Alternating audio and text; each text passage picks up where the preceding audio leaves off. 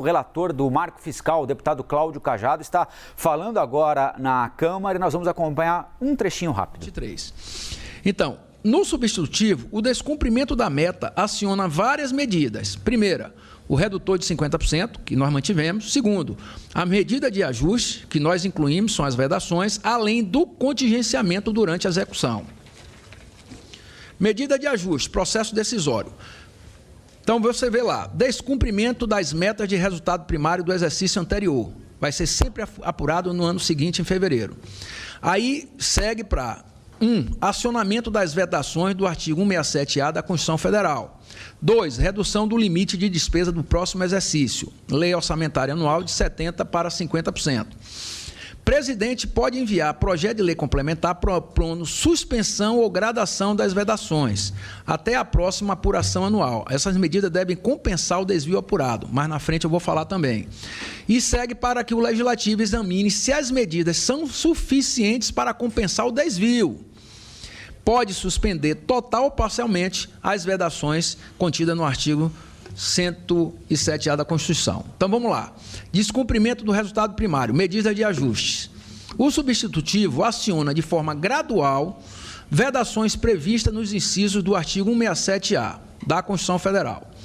No primeiro ano de descumprimento, veja que eu estou colocando... A gente acompanhou aí um trechinho do relator do novo Marco Fiscal, o deputado Cláudio Cajado, trazendo resultados do relatório. Ontem houve uma reunião importante, o ministro da Fazenda, Fernando Haddad, com o presidente da Câmara, Arthur Lira, líderes partidários, para tentar aí uma composição e uma preocupação do governo, não é, Gustavo Uribe, para conter o PT, evitar que parlamentares do partido apresentem ali sugestões ao texto que podem complicar ainda mais o andamento. A ideia é aprovar a urgência quase que imediatamente e liquidar essa fatura na Câmara o mais rápido possível, se tudo der certo até semana que vem, é isso?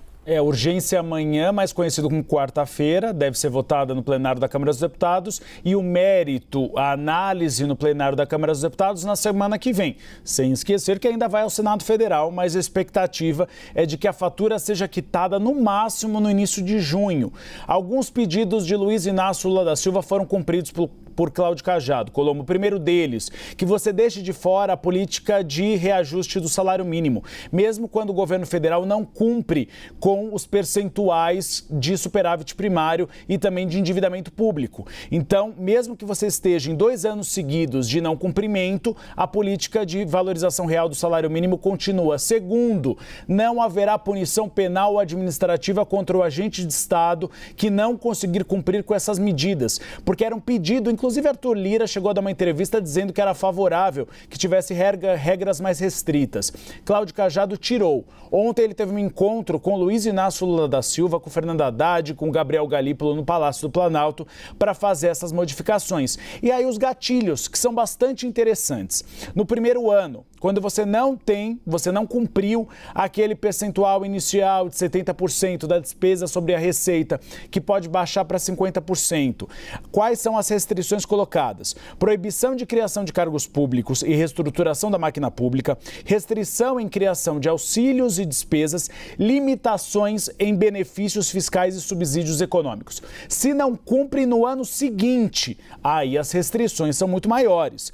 Proibição de aumento e reajuste de despesa com pessoal, restrição em admissão ou contratação de pessoas, limitação na realização de concursos, desde que sejam novos concursos, não para preencher alguns locais onde você tenha falta de funcionários públicos.